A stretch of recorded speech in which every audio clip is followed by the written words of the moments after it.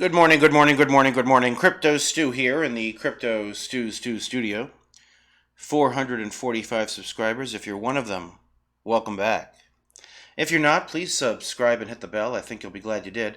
I have, this isn't one of my happiest videos, I guess. I have a warning for Crypto.com users, who should be a lot of you if you're watching this video. This is Crypto.com. I'm not going to bother explaining what they do or anything along those lines because you're watching this video, which means you know that already. So why am I warning you if you have a Crypto.com account? It's not clickbait. This is a legitimate warning. I have a friend who is a crypto enthusiast like myself, and he uses Crypto.com just as I do, and he has a significant amount of money on his Crypto.com app, in the crypto earn, and also because he uses it for his debit card. He's got a lot of money, on there. As he spends money, he sends more money, and so he puts a lot of money through the Crypto.com app. He never thought anything of it. And then he got this email.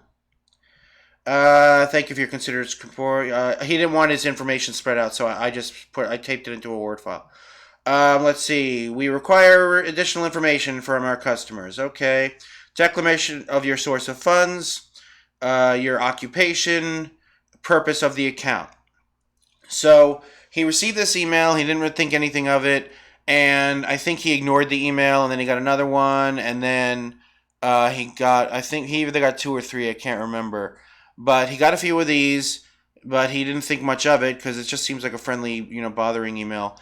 And then one day his card stopped working, and his app he could get into the app, but he couldn't move anything. He could see his balance, but he couldn't move any of the funds around. So his account was frozen. Everything was frozen. All right, so then he's like, he contacts them, and they say, well, you never replied to our email. So he thinks, I just got to reply to the email. Then they'll release everything. So he replies to the email, and he's just like, okay. My funds come from my salary, my occupation. He's self-employed, so he said he was self-employed, and the purpose of his account was that he, likes the free Netflix and using the debit card, So he thought that would be that. Believe me, that is not the end. That is the beginning. He sent me the entire email chain. I have verified everything that I'm saying here, and I have absolutely no reason to make it up, all right? I have 445 subscribers. I'm not here to move the market in any way. I'm just here to help you guys, all right? So they then requested documentation of everything, every dollar this guy has ever given them. Every dollar he's ever given them, they needed bank statements, they needed tax returns, they needed pay stubs, it was really quite impressive how he would receive an email requesting 3 pieces of documentation. He would send those, and then they would ask for 3 more pieces of documentation. And this went on for about 4 or 5 rounds, and he did end up getting his account back. I want to make sure that's clear. They didn't steal his funds or anything. He got his account back. But that's because he went through all the steps and justified every dollar that he had ever sent them. That's why he got his account back. Now, look, there's 2 types of people in the world. Those who believe there are 2 types of people in the world and those that don't. Okay, I'm joking about that, but there are 2 types of people in the world.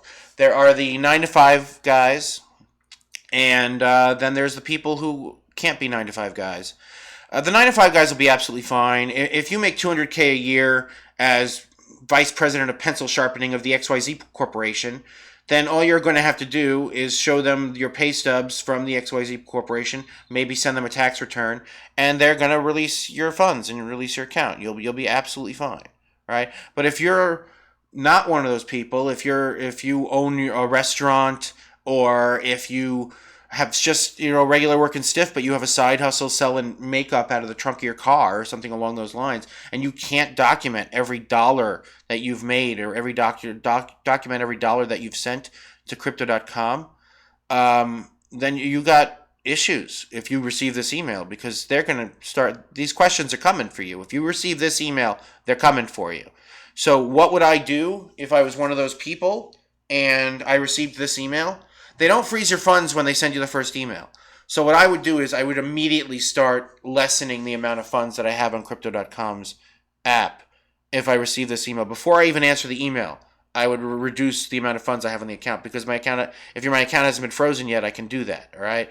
That way you have less on the line as they're asking you, because and this is what's so disturbing about this is what we got into crypto to get away from. All right. We were supposed to become our own banks and not have to answer other people's questions about our money, because our money is our money. And then what happens is these intermediaries pop up and they offer you things like, earn 6% interest on your Bitcoin and get this debit card that gives you all this cash back and blah, blah, blah, blah, blah, and all these benefits and free Netflix. And then the next thing you know, you've added an intermediary to your crypto, and now you're answering these questions again.